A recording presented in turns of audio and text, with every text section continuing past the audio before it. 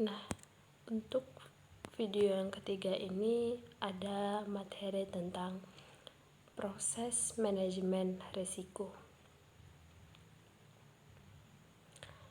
Manajemen risiko bertujuan untuk mengelola risiko sehingga kita bisa diperoleh kinerja hasil yang paling optimal.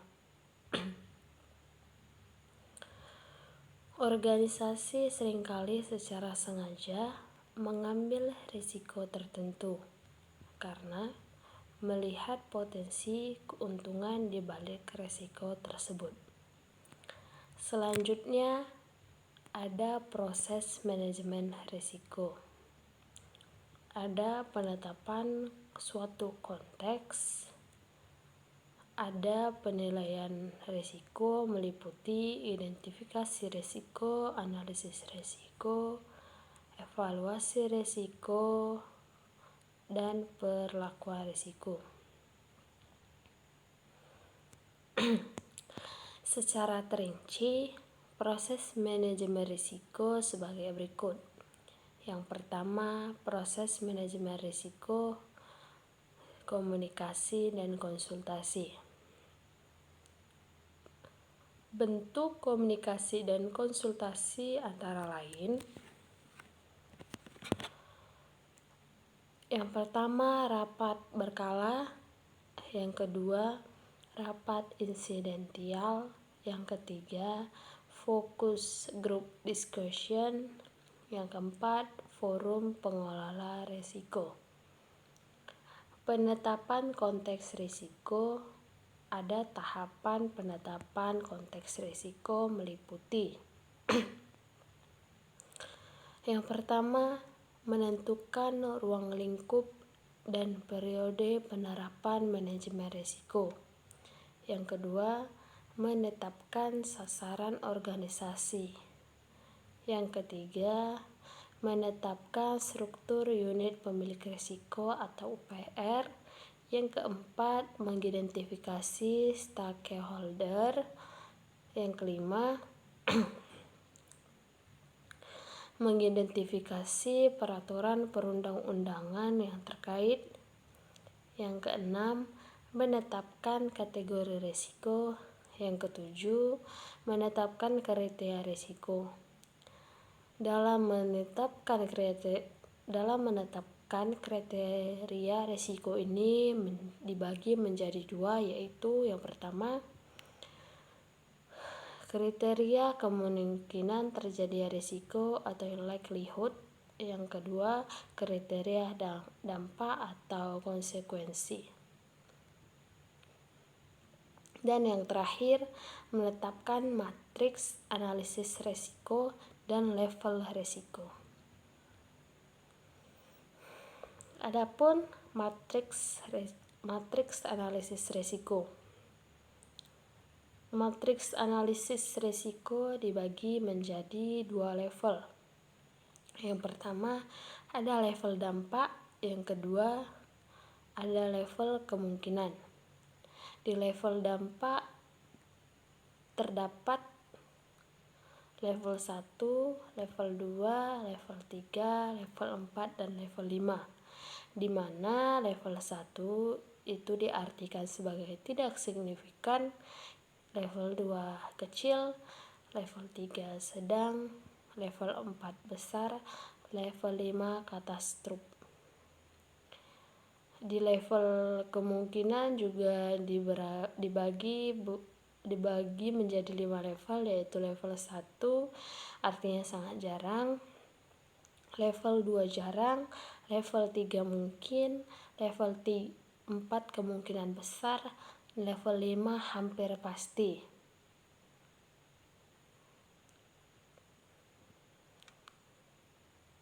Selanjutnya ada level risiko lagi. Level risiko, besaran risiko, dan juga ada warna dari level risiko. Di level risiko ada keterangan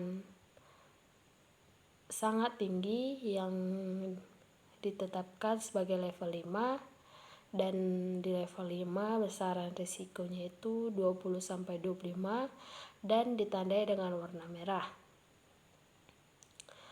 Di level 4 ada keterangan tinggi di mana besaran risikonya 16-19 ditandai dengan warna orange. Di level 3 keterangannya sedang dengan besaran risiko 12-15 dan ditandai dengan warna kuning. Di level risiko 2 keterangannya rendah dengan besaran risiko 6-11 dan ditandai dengan warna hijau. Di level pertama diberi keterangan sangat rendah dengan besaran 1-5 dan ditandai dengan warna biru.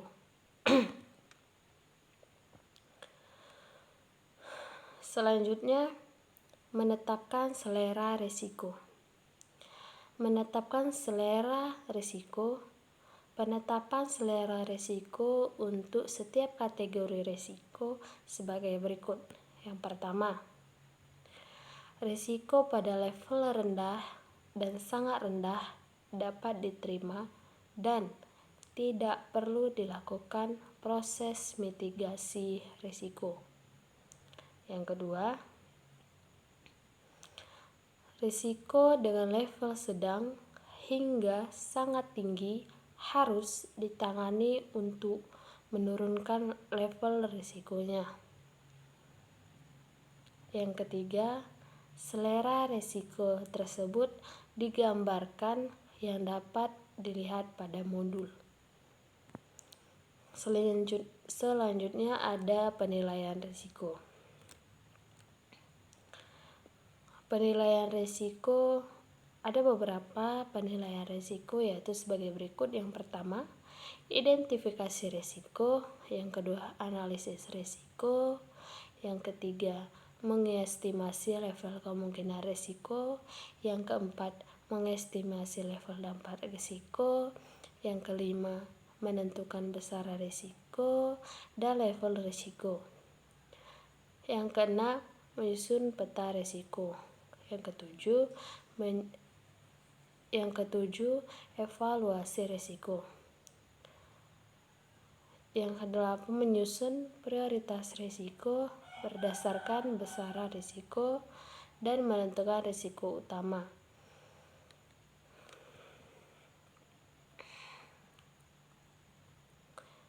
Selanjutnya ada penanganan risiko. Memilih opsi penanganan risiko yang akan dijalankan dan opsi penanganan risiko dapat berupa: yang pertama, mengurangi kemungkinan terjadinya risiko. Yang kedua, menurunkan dampak terjadinya risiko. Yang ketiga, mengalihkan risiko. Yang keempat, menghindari risiko. Yang kelima, menerima risiko. Opsi penanganan risiko. Opsi penanganan risiko dapat merupakan kombinasi beberapa opsi dan diarahkan untuk mengurangi kemungkinan terjadinya risiko. Prioritas opsi penanganan risiko yang dipilih ditentukan berdasarkan urutan opsi penanganannya.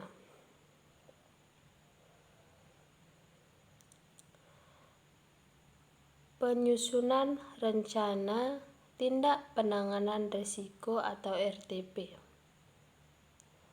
Rencana tindak penanganan bukan merupakan pengendalian internal yang sudah dilaksanakan. Pemilihan RTP harus mempertimbangkan biaya dan manfaat atau nilai tambah yang diberikan bagi organisasi. Rencana tindak penanganan tersebut harus memuat informasi sebagai berikut. Yang pertama, kegiatan dan tahapan kegiatan berdasarkan penanganan yang dipilih.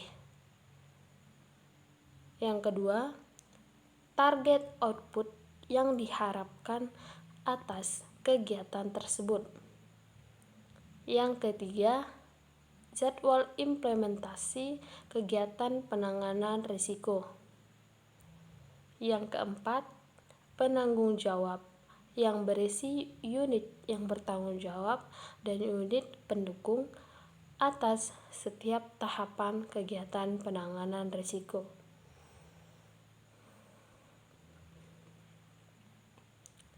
Selanjutnya, pemantauan dan tinjauan.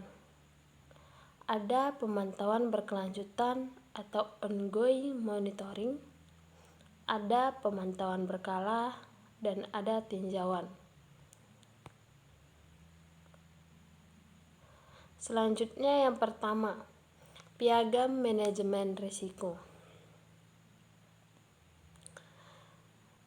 Dokumen ini merupakan pernyataan pemilik risiko dalam melaksanakan manajemen risiko yang dilampiri dengan formulir konteks manajemen risiko, formulir profil dan peta risiko, dan formulir penanganan risiko.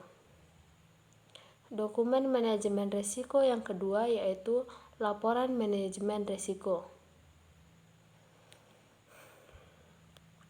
Laporan manajemen risiko ini dibagi menjadi beberapa bagian. Yang pertama, laporan manajemen risiko merupakan dokumen yang menyajikan informasi terkait pengelolaan risiko kepada pemangku kepentingan. Yang kedua, laporan manajemen risiko meliputi laporan pemantauan, laporan manajemen risiko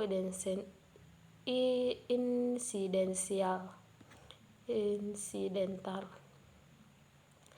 Yang terakhir, mekanisme penyampaian dokumen manajemen risiko sebagaimana pada tabel yang ada di modul ini. Selanjutnya ada peran internal audit dalam proses manajemen risiko. Standard of Professional Practice of Internal Auditing menyatakan bahwa internal audit dalam kaitan penggunaan metodologi audit berbasis risiko harus mempertimbangkan penilaian risiko di tingkat yang pertama, macro risk assessment.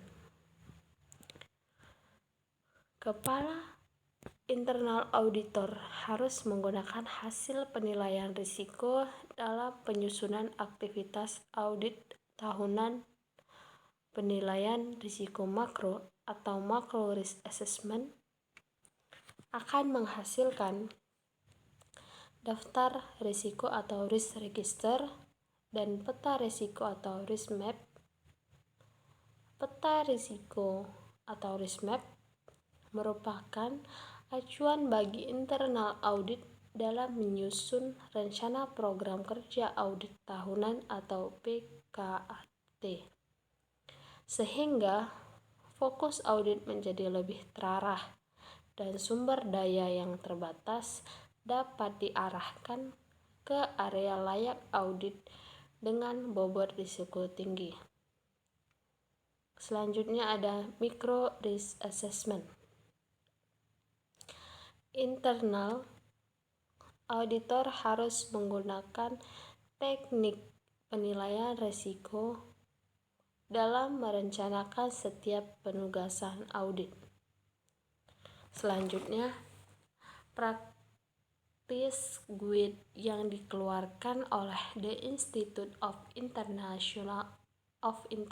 Auditor bahwa peran utama internal audit dalam memberikan keyakinan yang memadai atau asuransi kepada pimpinan instansi terhadap yang pertama,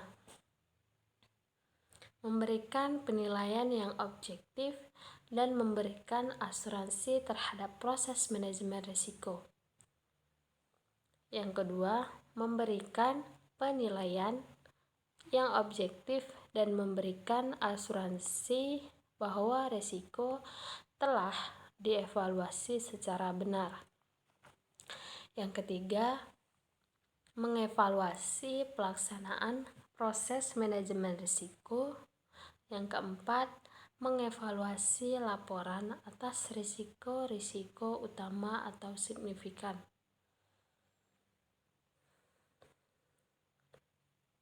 Yang terakhir, mengulas pengelolaan risiko-risiko utama atau signifikan untuk menjalankan perannya sebagaimana dimaksud. Dalam menjalankan tugas dan tanggung jawab terkait dengan memberikan asuransi atas proses manajemen risiko, maka hal-hal yang perlu diperhatikan internal auditor adalah sebagai berikut. Yang pertama, sumber daya termasuk waktu, tenaga, biaya yang digunakan untuk menjalankan tanggung jawab tersebut tidak boleh menyebabkan tugas utama internal audit menjadi terabaikan. Yang kedua, internal audit harus dapat menjunjung tinggi sikap dan perilaku independen dan objektivitas.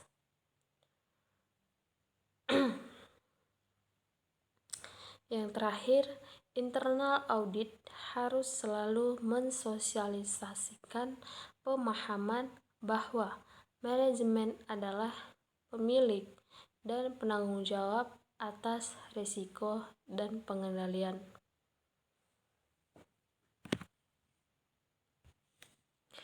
Hal-hal yang tidak boleh dilakukan oleh internal audit adalah sebagai berikut. Yang pertama, penentuan risk appetite atau risiko-risiko pemerintah. Yang kedua, penentuan proses manajemen risiko. Yang ketiga, pengambilan keputusan atas tindak lanjut terhadap risiko. Yang keempat, menindaklanjuti risiko dengan mengatasnamakan manajemen.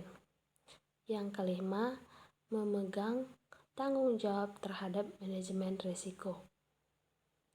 Selanjutnya, pengukuran kematangan penerapan manajemen risiko.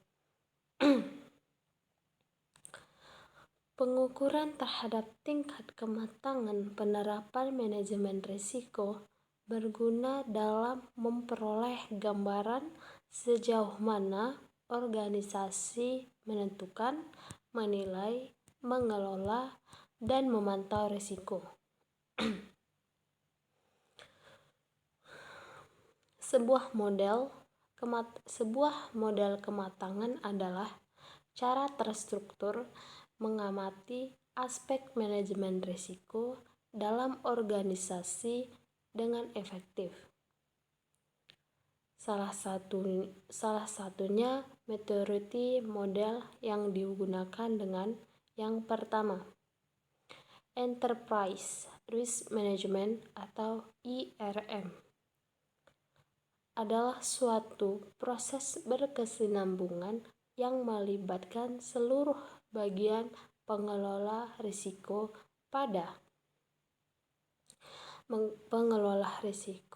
pada suatu organisasi dalam kerangka kerja aspek fungsional dan teknologi. Selanjutnya yang kedua, Risk and Insurance Management Society atau IMIS adalah budaya, proses, dan alat ukur untuk mengidentifikasikan peluang strategis dan mengurangi ketidakpastian. Kerangka kerja ini menetapkan metode dan konsultasi yang berkaitan dengan risiko penting untuk mencapai tujuan bisnis organisasi.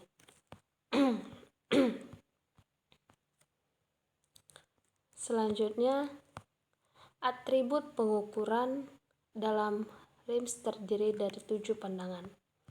Yang pertama, pendekatan berbasis EMR. Yang kedua, manajemen proses EMR. Yang ketiga, manajemen selera risiko. Yang keempat, akar penyebab disiplin. Yang kelima, mengungkap risiko. Yang keenam, manajemen kinerja. Yang ketujuh, ketahanan dan keberlanjutan usaha. Manajemen risiko merupakan bagian yang penting dari manajemen risiko karena merupakan penerapan atas prinsip dan kerangka kerja manajemen risiko yang telah dibangun. Adapun proses manajemen risiko terdiri atas 3 proses utama, yaitu penetapan konteks, penilaian risiko, dan penanganan risiko. Penetapan konteks manajemen risiko bertujuan untuk mengidentifikasi serta mengungkapkan sasaran organisasi lingkungan di mana sasaran hendak dicapai, stakeholders yang berkepentingan, dan keberagaman kriteria risiko. Hal-hal tersebut akan membantu untuk mengungkapkan dan menilai sifat dan kompleksitas dari risiko. Penetapan konteks manajemen risiko erat kaitannya dengan melakukan penetapan tujuan, strategi, ruang lingkup, dan parameter-parameter lain yang berhubungan dengan proses pengelolaan risiko suatu perusahaan. Proses ini menunjukkan kaitan atau hubungan antara permasalahan hal yang akan dikelola risikonya dengan lingkungan perusahaan eksternal maupun internal. Proses manajemen risiko dan ukuran atau kriteria risiko yang hendak dijadikan standar. Proses kedua adalah penilaian risiko, meliputi tahapan mengidentifikasi risiko-risiko yang dapat mempengaruhi pencapaian sasaran organisasi. Berdasarkan risiko-risiko yang telah teridentifikasi, dapat disusun sebuah daftar risiko untuk kemudian dilakukan pengukuran risiko untuk melihat tingkatan risiko. Proses pengukuran risiko berupa analisis risiko yang bertujuan untuk menganalisis kemungkinan dan dampak dari risiko yang telah diidentifikasi.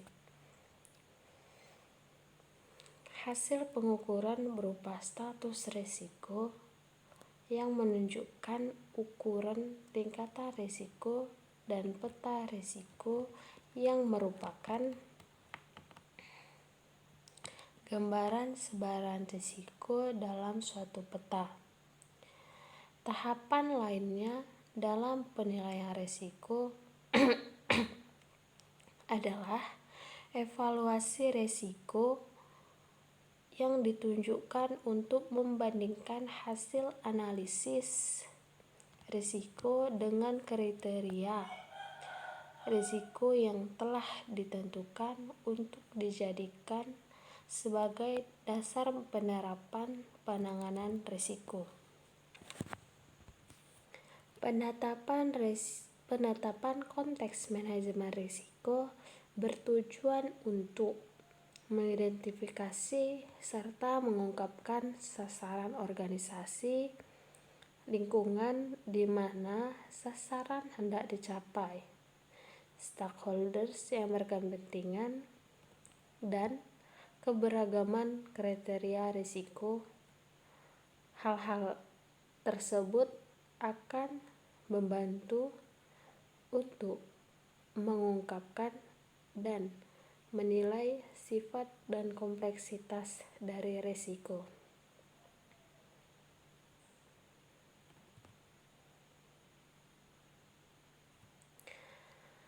Penetapan konteks manajemen risiko erat kaitannya dengan melakukan penetapan tujuan, strategi, ruang lingkup, dan parameter-parameter lain yang berhubungan dengan proses pengelolaan risiko suatu perusahaan.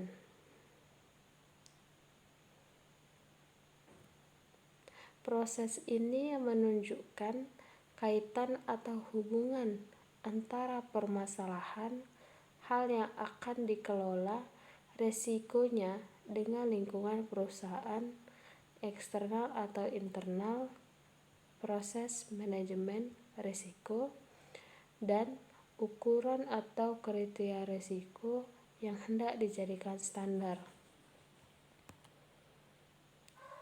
Proses kedua adalah penilaian risiko, meliputi tahapan identifikasi risiko yang bertujuan untuk mengidentifikasi risiko-risiko yang dapat mempengaruhi pencapaian sasaran organisasi.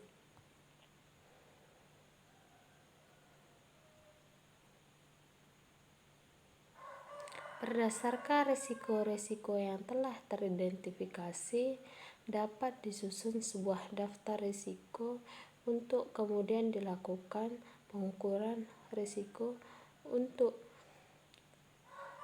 melihat tingkatan risiko.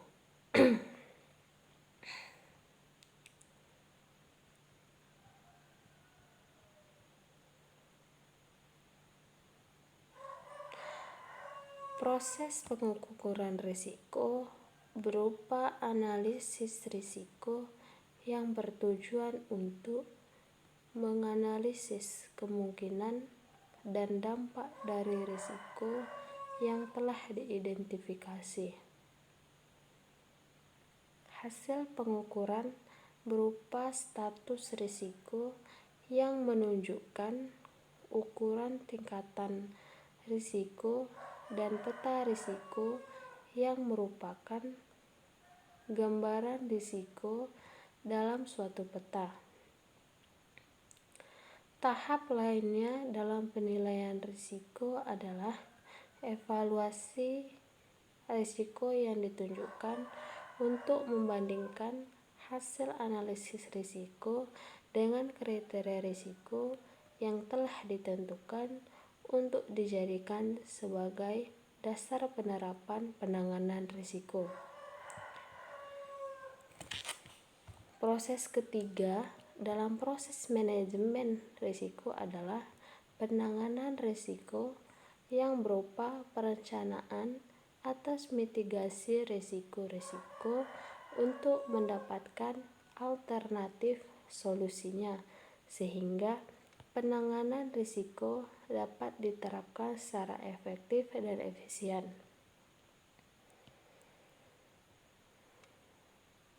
Beberapa alternatif penanganan risiko yang dapat diambil antara lain yang bertujuan untuk menghindari risiko, memitigasi risiko untuk mengurangi kemungkinan atau dampak mentransfer risiko kepada pihak ketiga atau risk sharing, dan menerima risiko atau risk acceptance.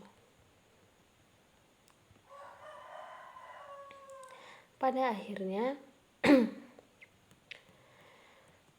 ketiga proses tersebut disertai dengan dua proses pendukung lainnya, yaitu komunikasi dan konsultasi, untuk menjamin tersedianya dukungan yang memadai dari setiap kegiatan manajemen risiko dan menjadikan setiap kegiatan mencapai sasarannya yang tepat.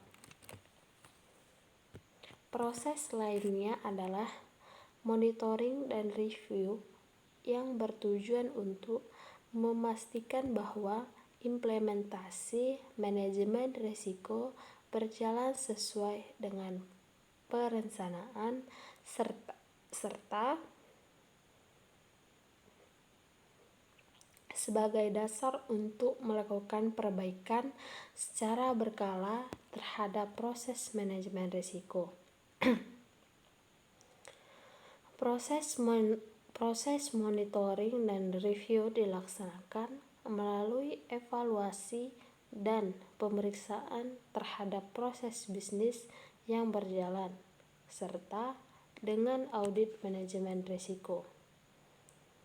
Dalam hal ini, audit manajemen risiko dapat dilaksanakan baik melalui audit internal maupun eksternal, sehingga dapat diketahui apa sajakah kelemahan dari kebijakan manajemen risiko yang berjalan atau yang sudah disusun, sehingga ke depannya manajemen dapat melakukan pembaharuan terhadap kebijakan manajemen risiko. Masukan tersebut bertujuan untuk meningkatkan fungsi manajemen risiko dalam bentuk seperti pembaharuan atas daftar risiko yang teridentifikasi, tingkat kemungkinan dan dampak dari risiko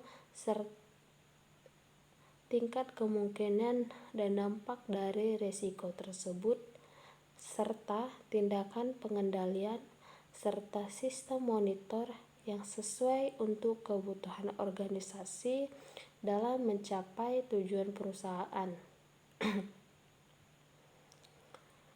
Proses pendukung lainnya dalam penerapan manajemen risiko adalah komunikasi kepada manajemen dan unit-unit kerja perusahaan, sehingga setiap individu dalam perusahaan memahami atas kesadaran risiko, budaya risiko, kematangan risiko.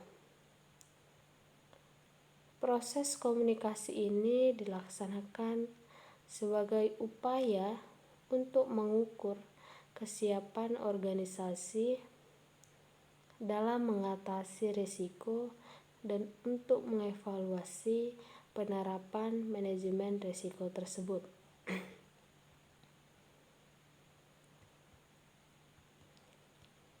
Diharapkan dengan adanya fungsi manajemen risiko yang terkelola dengan baik di setiap unit kerja dapat mendukung penerapan good governance di dalam organisasi pemerintahan secara keseluruhan. Karena sejatinya fungsi manajemen risiko bertujuan untuk mendorong dan mendukung pengembangan pengelolaan risiko proses bisnis organisasi pemerintahan dengan penerapan prinsip kehati-hatian, akuntabilitas, dan bertanggung jawab sejalan dengan prinsip-prinsip tata kelola pemerintahan.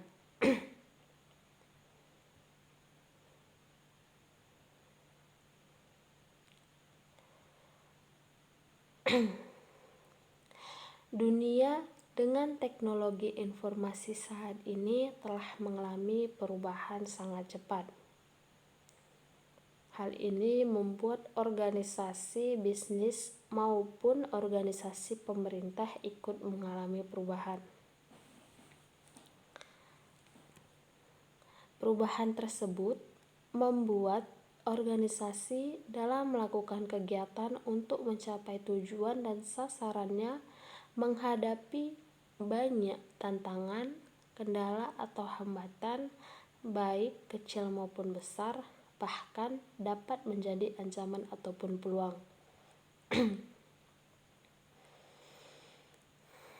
Kendala dan ketidakpastian akibat dari kegiatan sebuah organisasi biasa kita kenal sebagai risiko. Setiap orang sangat familiar terhadap risiko. Dalam perilaku sehari-hari, setiap orang mengalami akan datangnya suatu risiko akibat dari perkataan, perbuatan, atau keadaan. Misalnya, tindakan seseorang mengikuti asuransi kesehatan. Hal ini mencerminkan pengelolaan risiko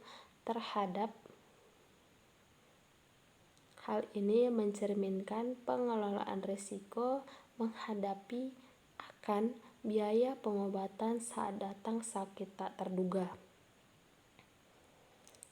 Pepatah yang sangat populer ini seperti sedia payung sebelum hujan, menggambarkan bagaimana orang memahami risiko terjadi hujan akan mengelola risiko tersebut. Pengertian risiko adalah suatu kondisi yang timbul karena ketidakpastian dengan seluruh konsekuensi tidak menguntungkan yang mungkin terjadi. Sedangkan risiko menurut Hanafi adalah bahaya, akibat, atau konsekuensi yang dapat terjadi akibat sebuah proses yang sedang berlangsung atau kejadian yang akan datang. Sehingga risiko dapat diartikan sebagai dampak negatif atas pencapaian tujuan. Terjadinya dampak negatif tersebut disebabkan dari keadaan yang tidak pasti, di mana jika terjadi suatu keadaan yang tidak dikehendaki dapat menimbulkan suatu kerugian. Risiko berhubungan dengan ketidakpastian. Ketidakpastian ini terjadi karena kurang atau tidak tersedianya cukup informasi tentang apa yang akan terjadi. Sesuatu yang tidak pasti dapat berakibat menguntungkan atau merugikan. Sebuah organisasi mempunyai tujuan dan sasaran yang ingin dicapai untuk mewujudkan visi misinya. Dalam pencapaian tujuan organisasi dapat banyak kemungkinan yang terjadi yang dapat mengakibatkan tujuan tidak dapat tercapai sesuai apa yang diharapkan. Risiko dapat disebabkan dari faktor luar maupun faktor dari dalam yang dapat menyebabkan ketidakpastian suatu usaha untuk mencapai tujuan dan sasaran yang diinginkan.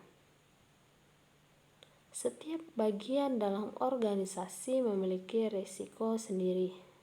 Contoh, potensi risiko yang akan terjadi dalam organisasi pemerintah seperti risiko terjadi korupsi atau kecurangan yang mengakibatkan adanya kerugian keuangan negara,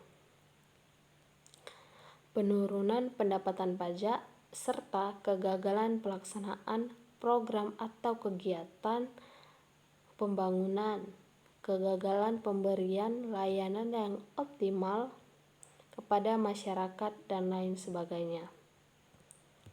Dalam menjalankan tugas dan fungsi, organisasi pemerintah memiliki indikator kinerja utama atau IKU yang dijabarkan di dalam sasaran strategis yang harus dicapai. Dalam merealisasikan sasaran strategis untuk mencapai target kinerja utama yang sudah ditetapkan tersebut, ada kemungkinan gagal atau tidak dapat dicapai sesuai rencana. Hal ini disebabkan adanya potensi risiko yang terjadi. Risiko untuk menghadapi segala kemungkinan yang terjadi dan berdampak negatif pada sasaran strategis yang hendak dicapai. Untuk memudahkan identifikasi, risiko biasanya diuraikan dalam 3 hal, yakni yang pertama itu ada penyebab, yang kedua ada peristiwa, yang ketiga ada dampak. Ketiga hal tersebut dapat dirangkai dalam kalimat secara sederhana sebagai berikut. Karena terjadi suatu atau sebab, telah terjadi peristiwa sehingga mengakibatkan dampak pada sasaran.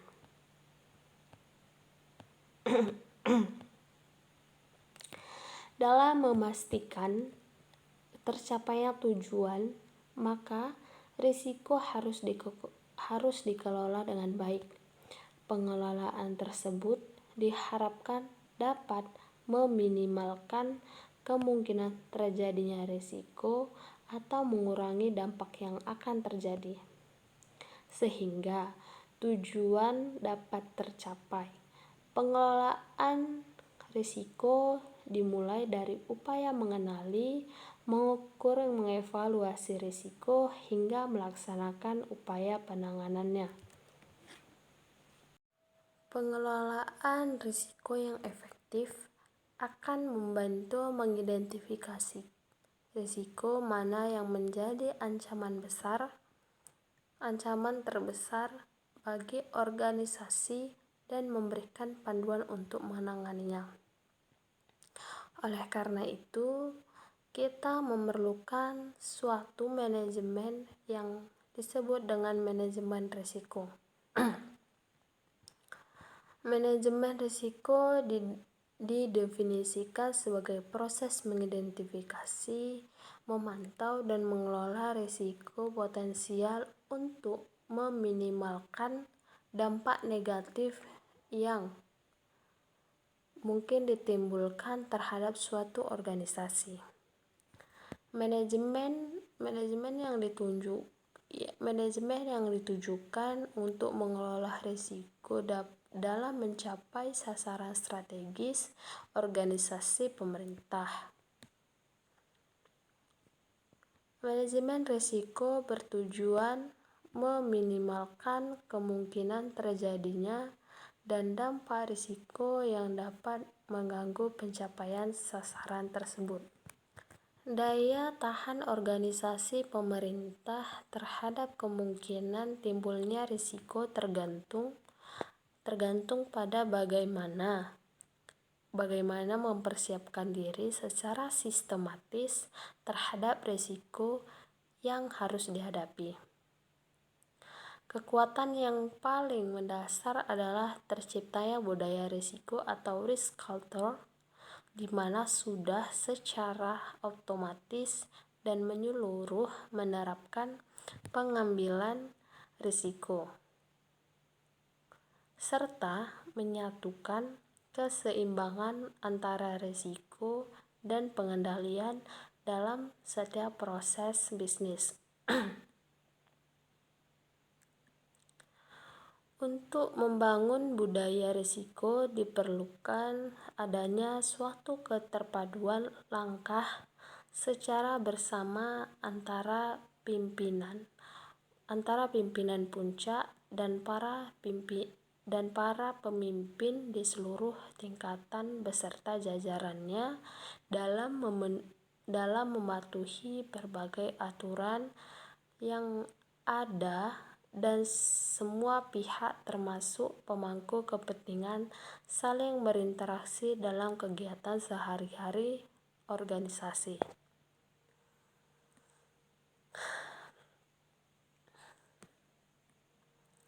Bentuk budaya sadar risiko yang harus diterapkan meliputi yang pertama itu ada komitmen pimpinan untuk mempertimbangkan risiko dalam setiap pengambilan keputusan. Peran pemimpin puncak dan jajarannya merupakan kunci utama di dalam menjalankan perubahan. Jenis kepemimpinan dan perilaku pimpinan akan menjadi penentu bagi terciptanya budaya peduli risiko yang diinginkan.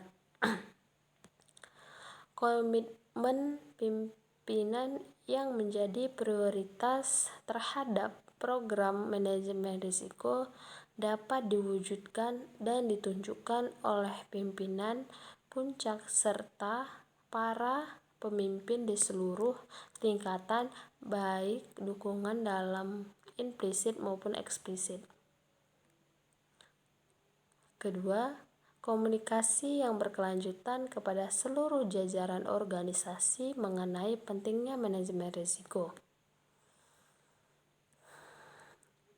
Komunikasi berkelanjutan diharapkan mampu menghasilkan perubahan sikap atau attitude change pada orang lain dengan tujuan untuk memudahkan orang lain dalam memahami pesan oleh seorang pemberi pesan atau komunikator, dan menimbulkan feedback dari si penerima pesan atau komunikan secara efektif. Mengkomunikasikan manajemen risiko perlu dilakukan secara komprehensif dan masif kepada seluruh pegawai.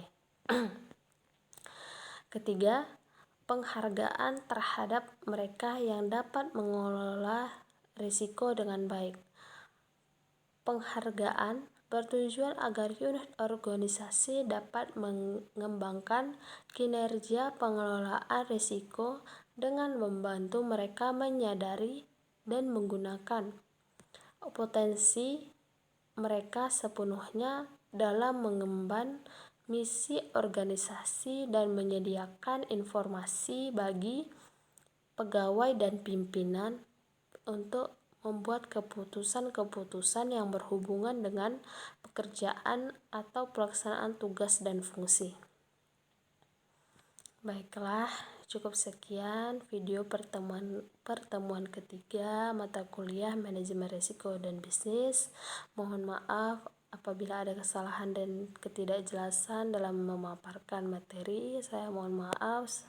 Assalamualaikum warahmatullahi wabarakatuh.